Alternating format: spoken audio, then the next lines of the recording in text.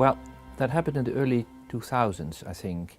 I was at that time a director of the Essential Medicines program of the World Health Organization in Geneva. And then the WHO offered to their staff an introductory course in human rights, which I took. So for 2 or 3 days we were really briefed on human rights and the principles and all that.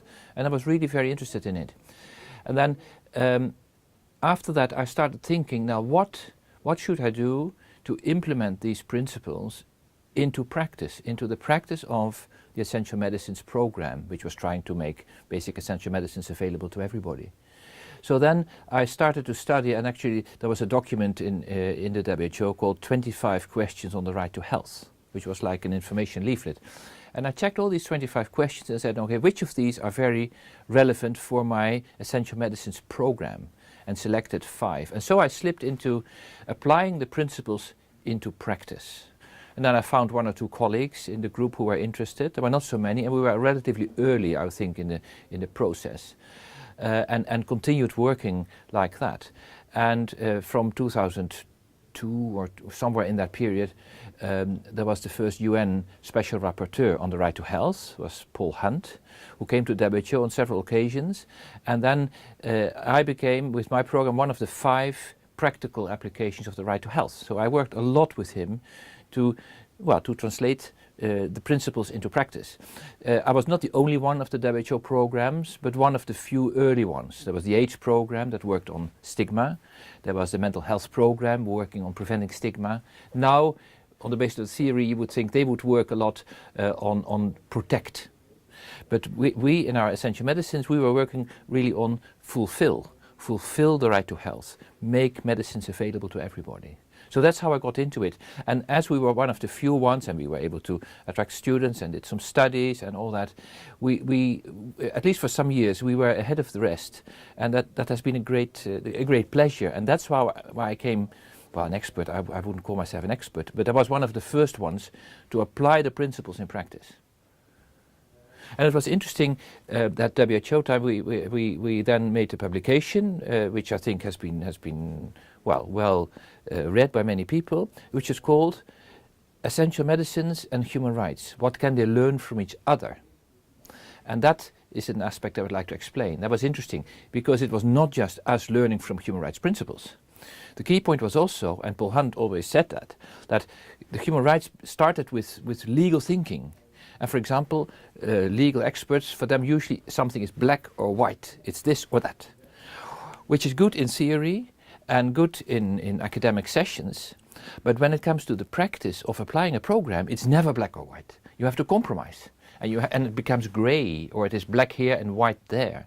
So you have to soften your principles, which many human rights lawyers didn't like at all, but was necessary to make it work in practice. So that was the bit we were sort of teaching back into the legal discourse, that the practice is often more tough and complex than you want to think as a lawyer sitting behind your desk in a university. So that was the reciprocal aspect of it, and learning from each other, and I think that's still the case.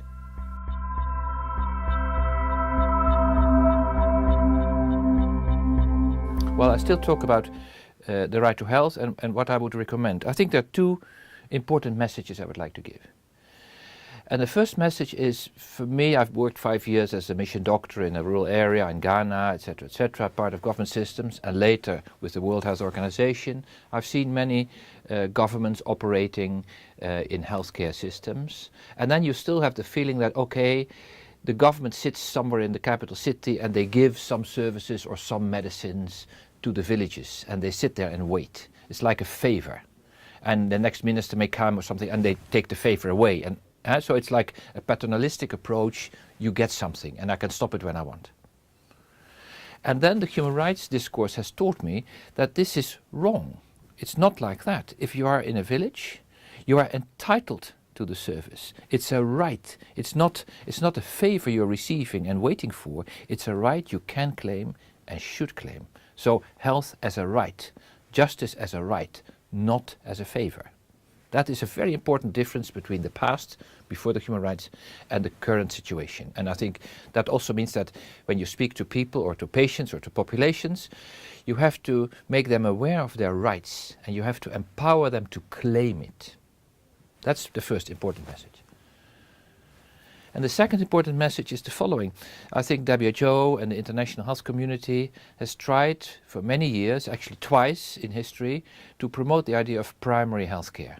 Basic health care for everybody. First contact care, primary care, there are many definitions, especially in 78, Alma Ata, the first big conference and the big declaration of Alma Ata, and then later around 2000, again reviving primary health care. And it never really worked. It was always sort of disturbed by other things. It never really worked. And people have been asking themselves why.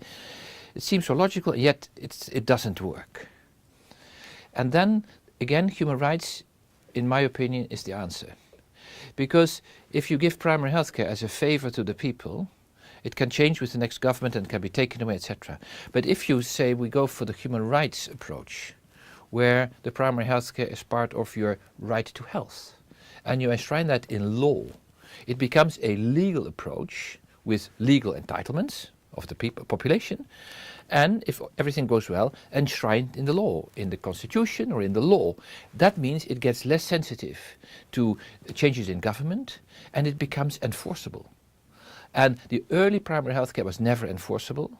And I would hope that the next generation of universal health coverage, especially if it's linked to human rights and the basic rights and the right to health and that sort of thing, if that is based on that ground, it becomes a legal obligation and enforceable. And that may be the bit that is needed to prevent it for the future. Then it cannot be stopped any longer.